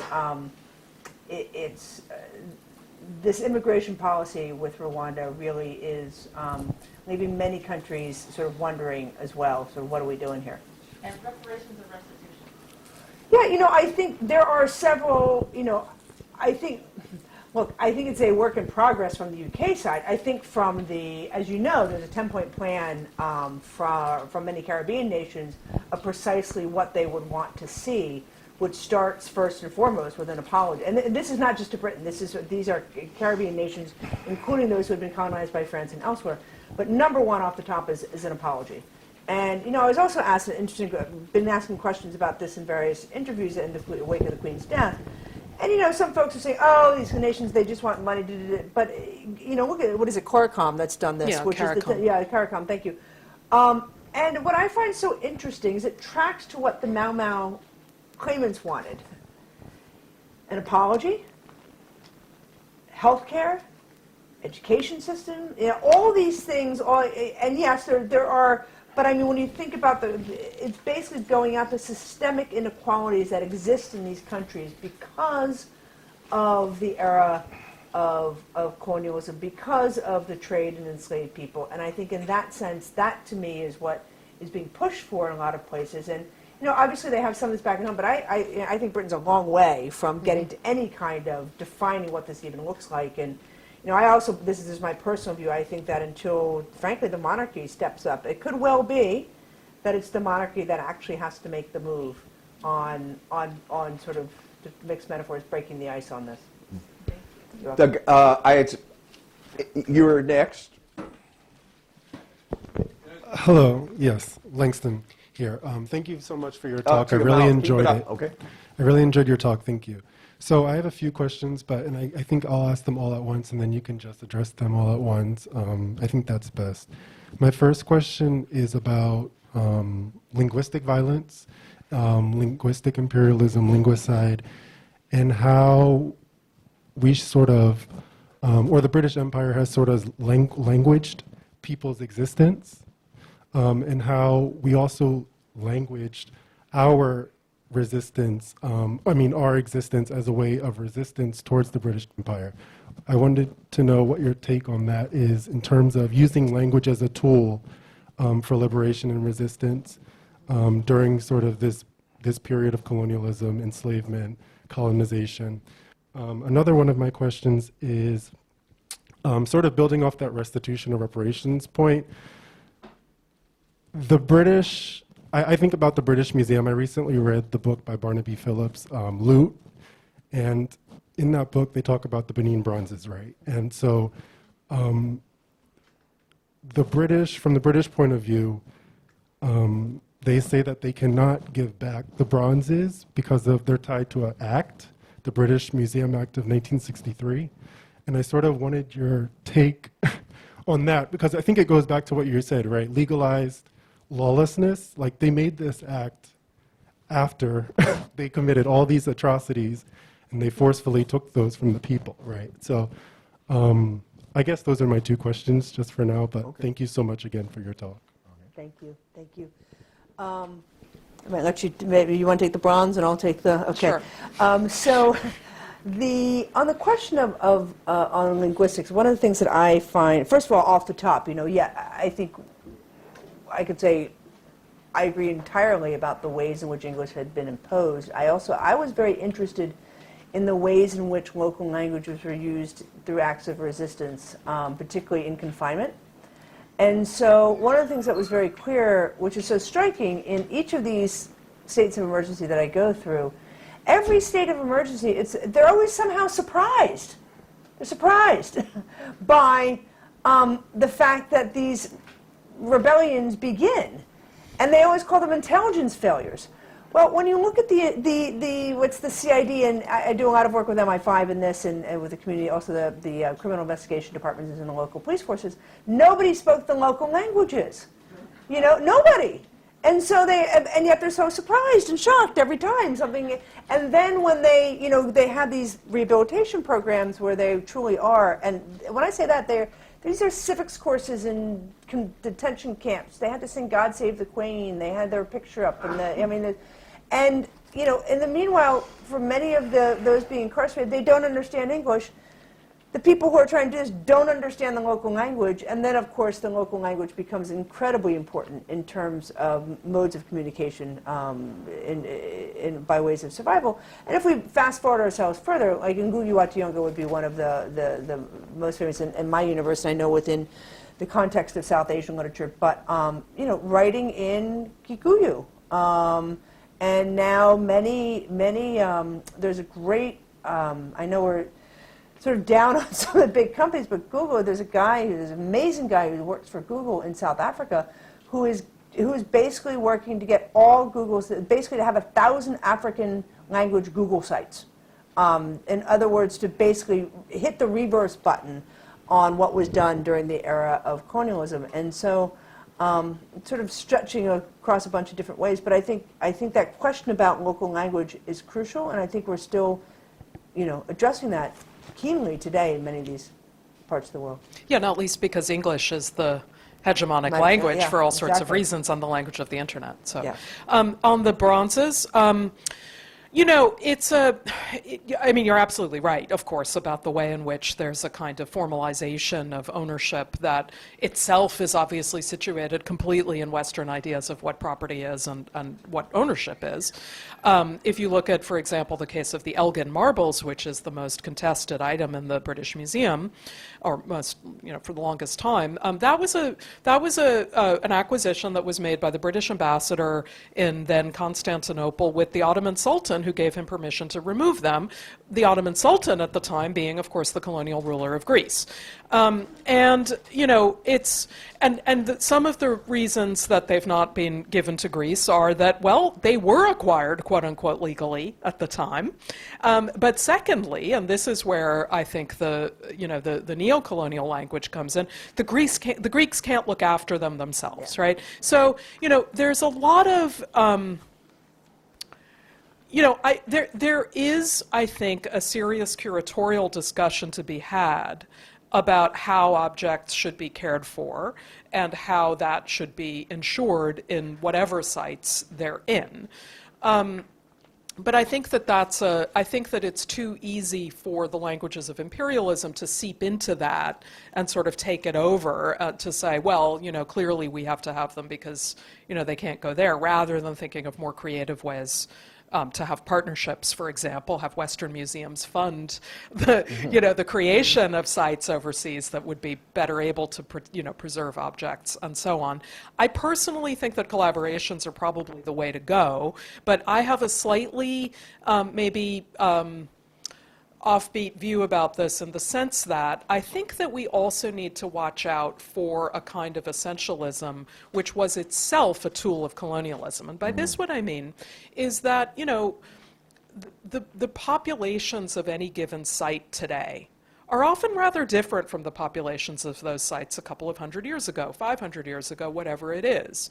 And I think we just want to watch out about ideas that there's a kind of essential concept of ownership and an essential concept of who peoples are that is also something that's really embedded in colonialism. So again, for me, the answer has to do with collaborations and, above all, the equalization of resources, cultural resources, between the wealthy institutions of the North and the former colonial powers and the very under-resourced institutions of the formerly colonized and the global South. Okay. Before we take that third question, we're going to have a short announcement from Emma from the Revolution Club, which you can find here at Revolution Books. Well, I just wanted to thank the panelists for this really important discussion. It really matters right now, and I was really provoked by, what you had said about the weight of empire. And the weight of empire right now is really weighing on the world and the people throughout the world, in the Middle East, in Africa, in Latin America, the weight of the U.S. imperialism. And when you were talking about, the torture and the electrocution, it did make me think of Guantanamo Bay. And as people living in this country, our responsibility to the people of the world is to lift this fucking empire off of the face of the earth. And that there's a way that we could actually do it right now. What Raymond was saying about, Russia and the U.S. going into a confrontation. The earth is burning. The hurricanes are getting stronger. There's fascists in the Supreme Court that have stripped women of the right to control our own bodies. We need a revolution to overthrow this whole system. And here at Revolution Books, people can find the engagement, the discussion, the debate, the ferment on why the world is the way that it is and how it can be different. And it really, really matters right now in this moment when humanity is confronting either the potential for something terrible or for something truly emancipating. And they can find the work of Bob Avakian that has chartered a strategy. How are you going to freaking overthrow the most powerful military country in the world? How are you going to do that? There's a strategy for that he's developed. What comes after the revolution? How is making a revolution in the U.S., how do we back the struggles of the oppressed people around the world to build a society free of exploitation and oppression? What is the role of debate and discussion and ferment and critical thinking in getting to a world without exploitation and oppression? There's a constitution that's been written for what comes after. And so this is an invitation to both pursue your convictions. We have a lot of, with Maya, the going and challenging the conventional wisdom in the New York Times, and then all the slack you got for that. It actually matters that people step outside of their comfort zone, the Made in America comfort zone, and challenge your conventional wisdom, both about the nature of this country, but also about different kinds of systems, about socialism, about communism, about revolution. And so I wanted to encourage you to also open your mind to that here at Revolution Books, and to step into the revolution as you're learning more about it. To piggyback off of another theme about that ideas come through people. And we have a strategy and we have a vision. And if you're somebody who desires a different world, we need you in this revolution. And so there's 3 ways. You should have gotten the sheet right here. Everyone should have gotten that sheet. We're going to pass out some pens. And there's a couple ways for you to step into this revolution for the people of the world, for the people in Iran who are rising up right now, for all the people in the world who are counting on you in this room tonight, and many other people like you who do not like the world as it is, but feel a lack of hope that anything could be different. We can bring hope, and hope on a scientific foundation. So there's 3 things that people can do, which is 1, give funds to this bookstore. We're all volunteer. With these programs like this, they need to grow. They need to be seen by thousands in this country, millions. We have to open up the debate in society around reform or revolution. You can talk to me after the meeting. You can put something in the bucket now. So that's one way. Donate funds and raise funds. Have a cocktail party. Have me or Raymond come and talk to you and your friends. Support this bookstore. That's thing 1. Thing 2 is the Brooklyn Book Festival is on Sunday. We're going to have a booth there. There's very entry-level ways for you to step into the revolution. Come volunteer for an hour, 2 hours, half an hour. Come help us get set up. You know, we really need you as part of this. And then on Wednesday, we're going to have a Zoom call for new volunteers of the bookstore. Anybody can join. And then the Revolution Club, which we have these T-shirts, we are going out to the campuses. We're going out to hotspots. We were out in the neighborhood when the police brutally beat a girl. People saw it on video. They punched her in the face. We were out there both to bring to people that the world doesn't have to be this way and to learn from people about what their experiences are and to organize them into the revolution. And so Sunday, and then on Saturday, also on the sheet, there's a protest happening in solidarity with the people rising up in Iran, and everybody who has a beating heart, should be standing with the people of Iran right now, should be standing with the women in Iran right now who are throwing off the hijab, who against tremendous bravery and tremendous courage, and doing that from the perspective of going up against our own empire. So I want to invite you to check out the revolution, get involved with the revolution, and let's bring into being a whole better world. All right. Oh, no, who has this? Oh, you did. Okay, so let's thank you, Emma, and you can talk with Emma and talk with the staff of the store. Could some people, Brenda and others, Brenda and Connie, raise your hands if you want to talk about getting involved with the life of the store. You have ideas, you have suggestions for books and authors to come and speak here, talk with our staff, and become part of the life of this bookstore. Okay, I had called on you. It's yours. Yeah. Okay. Yeah, my name is Osier. What I wanted to... up closer to your mouth, please. Yeah, my name is Osier. You still can't hear me? Just keep it close. I know it's uncomfortable. Oh, okay, like this? Yeah. Okay, that's better. Okay, cool. First of all, the book is incredible. I bought it from the library, I'll confess to that. And I'm a slow reader, so I have to buy it because I had to return it. I just couldn't get through it quickly enough. But at any rate, I have had the opportunity to cover stories. I'm a retired photojournalist. Covered stories and met some incredible people like Thomas Sankara in Burkina Faso, Samora Machel in Mozambique while he was still underground, just during the 6th Pan-African Congress, and also Nyeri during the 6th Pan-African Congress and CLRJ. Can you still hear me? Oh, okay, cool. So what I wanted to say is that these were extraordinary people who are not necessarily having any impact on the world today.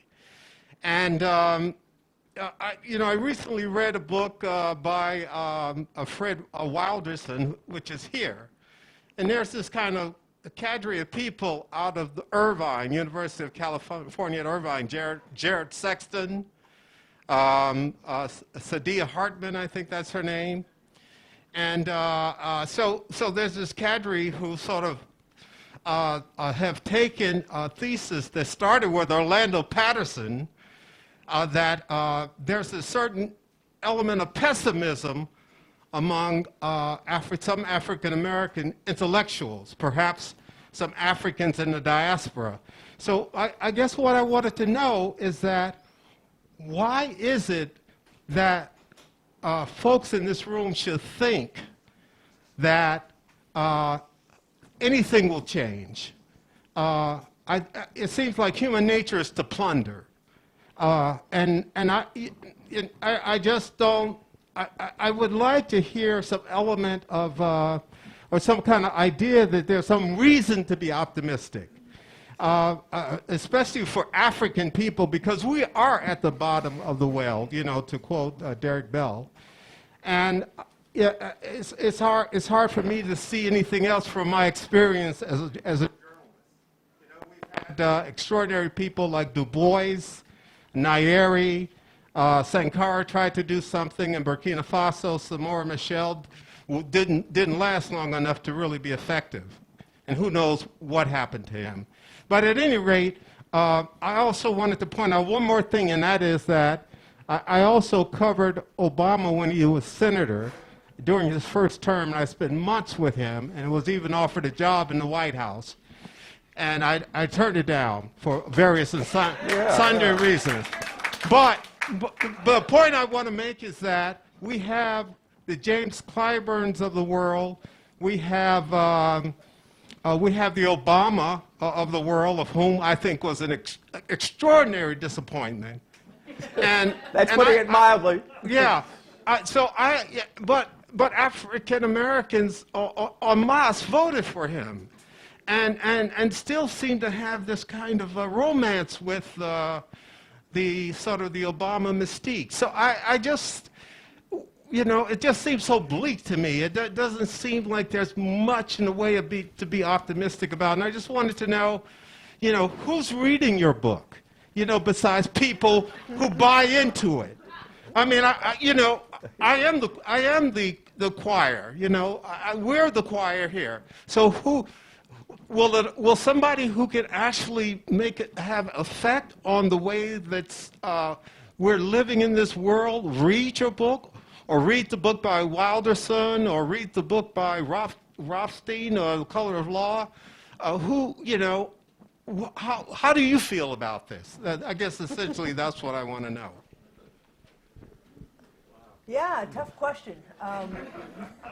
Look, Whoever's the first to be optimistic gets to yeah, right, gets a prize. Gets a prize. You know, a few thoughts come to mind. First of all, I have to say, I'm not terribly optimistic. I think I'm in the business of trying to explain. As I said in the beginning of my talk, you know, how do we get here?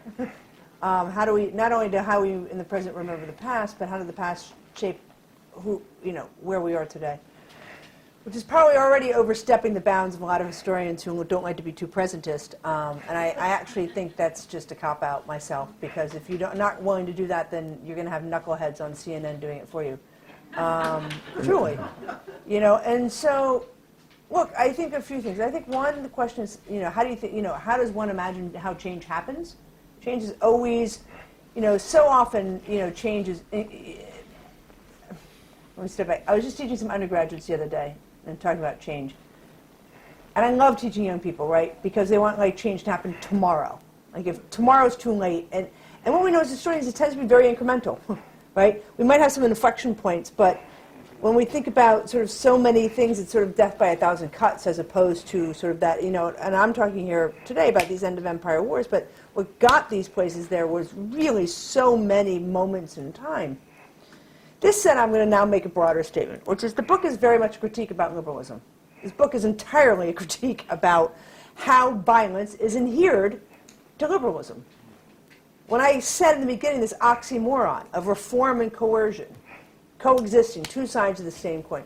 And when we think about sort of when they were wrestling with sort of what to do with liberalism and empire, the great thinkers in Britain at the time didn't know, you know, people like John Stuart Mill and others, they were having a very hard time reconcile this duality, right? And it's actually the humanists, Robert Louis Stevenson and Dr. Jekyll and Mr. Hyde, that we inhabit both, right? And so where I'm going with this, though, is there's something very particular about when we think about how violence is inherent to liberalism, because it cleaves very much on sort of along largely racial lines, but certainly when I think about it, this concept of not yet, right, in the civilizing mission. When we think about sort of, you know, sort of liberalism at its core was initially for white male property owners, right? And through empire, eventually, one day, you too, I mean, you, the proverbial you, right, in empire, will be like us, and you will be civilized, you'll be moving into this modern world, I'm using more language at the time, and have the rights to vote and, truly benefit from rule of law, et cetera, et cetera. But you're not quite yet there yet. Now, this isn't, I'm just not making this up, and I was thinking about this when you raised something earlier. I talk about this a lot in the book. And it's in major treaties. The League of Nations.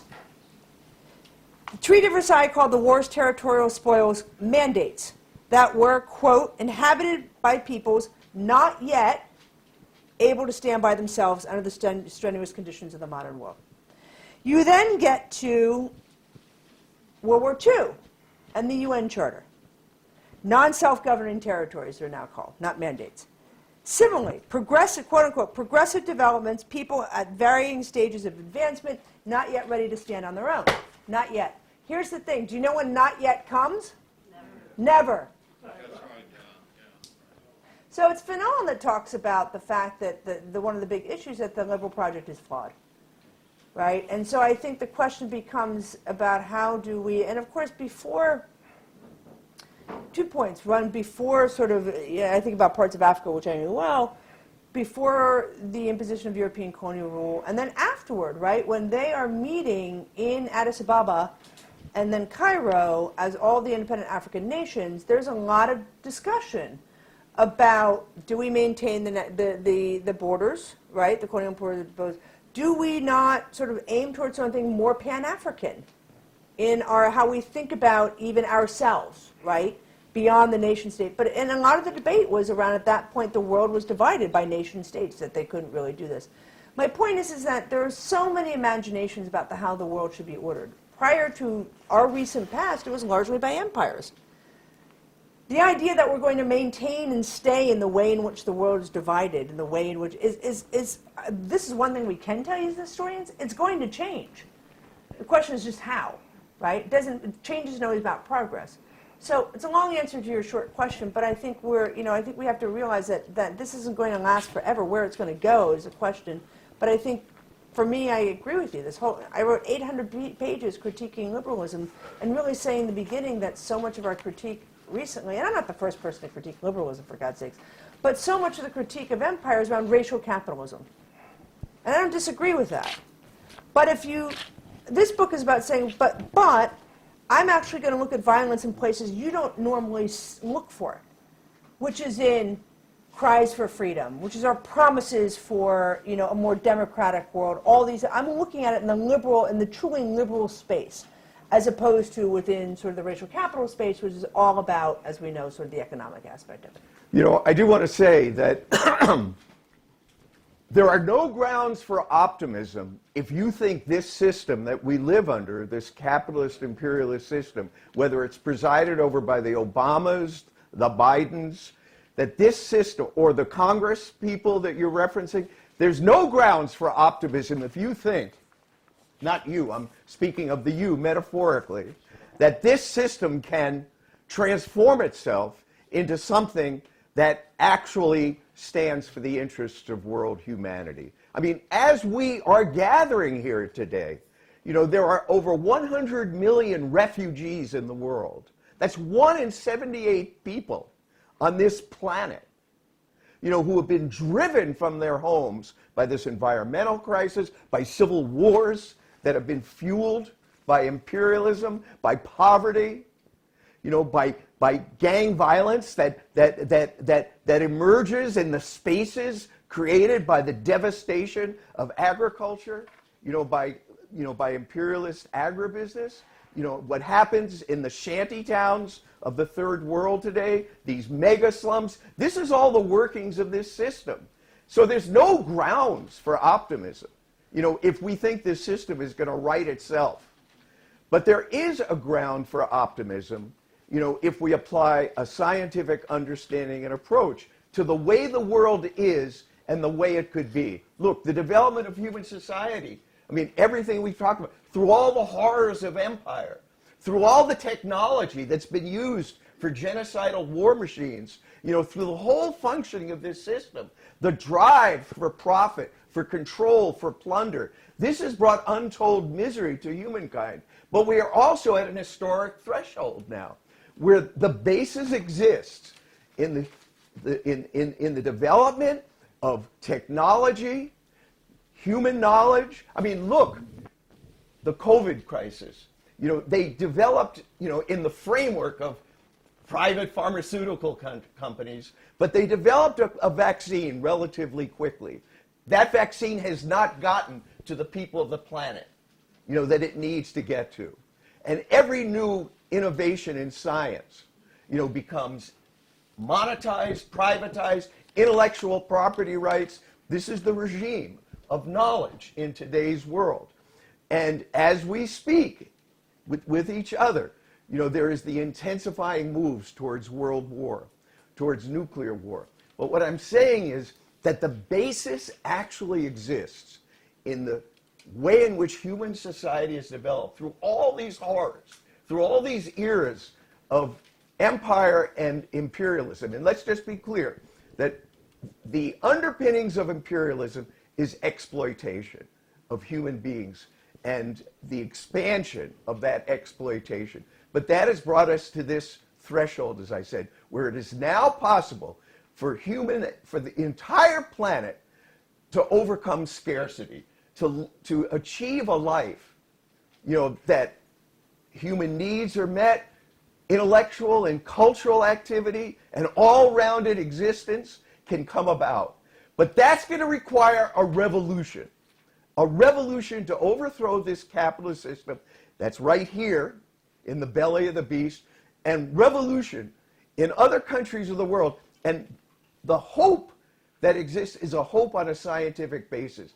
The understanding that the basis exists to move beyond scarcity, to move beyond exploitation, to be able to protect the planet, and as I said, to create a society worthy of our humanity.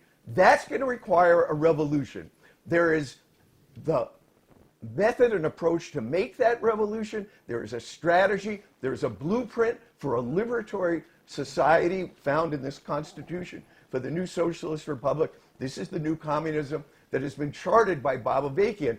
And very central to this is the understanding of the lopsidedness of the world, the unequal distribution of resources, the ways in which these societies, someone asked about Haiti, how these countries, whether they're in or out of the Commonwealth, their development, their economies have been so twisted and distorted by the workings of this system that only a revolution to break out of and to overthrow this system and to carry out an all-going social revolution. And the question of the liberation of women is also a hallmark of this new communism.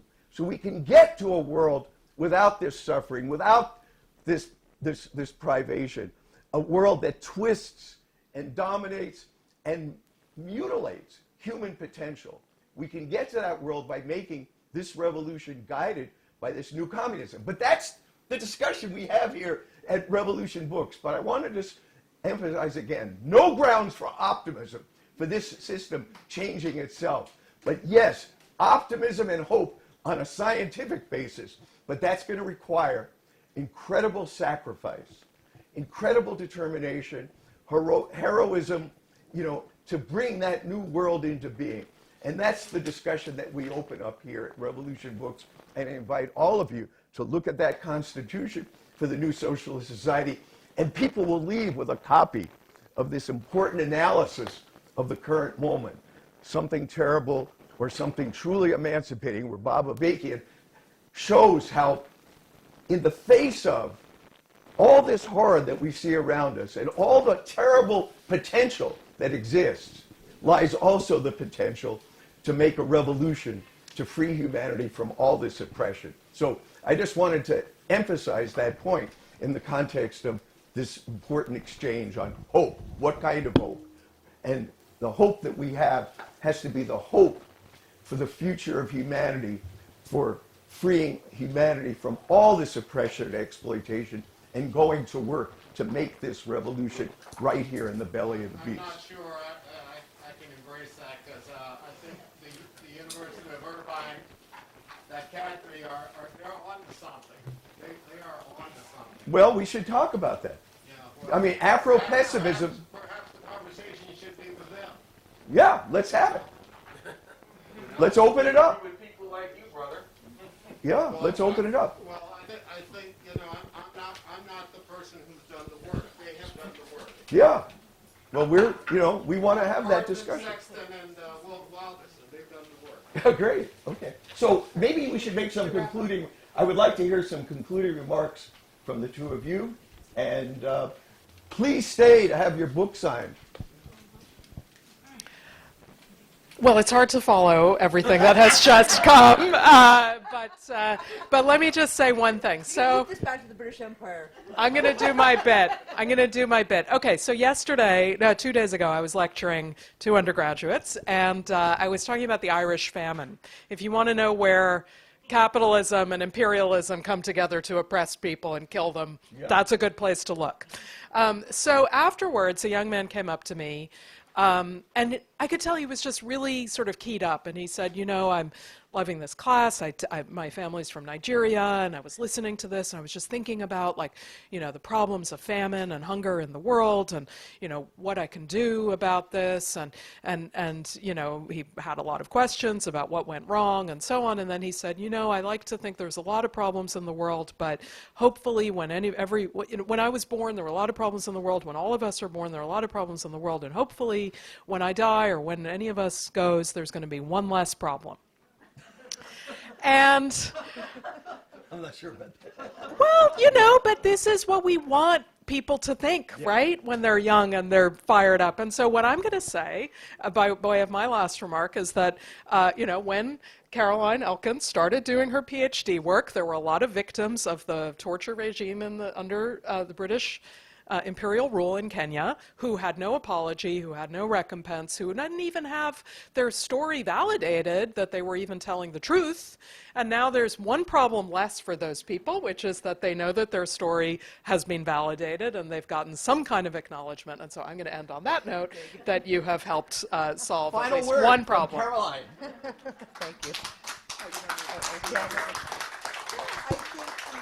just building off that point, I think there's one way, I don't know, let's try to sort of end on sort of an upswing, which is the difference that I see in the world between when my first, and it builds on this point, between my first book came out in 2005 and the reception of this book in 2022. I can't begin to tell you. I mean, I thought my career was over in 2005.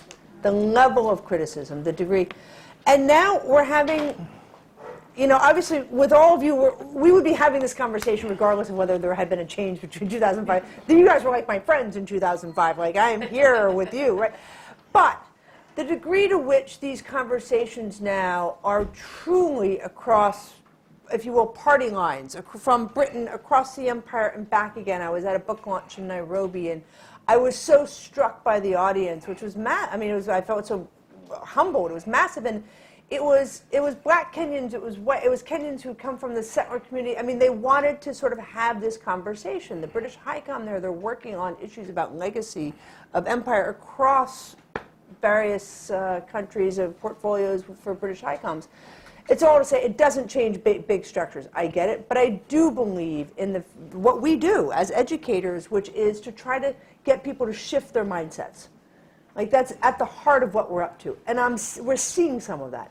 It's small. It doesn't change all kinds of wrongs in this world, but I think it's not insignificant. And I can certainly say that the change that I have seen in 15 plus years is pretty big. It's pretty big. Yeah. All right. Thank you, Caroline Elkins. Thank you, Maya Jasanoff. Thank you for the audience for coming out. And we're going to have a book signing, and you can talk informally.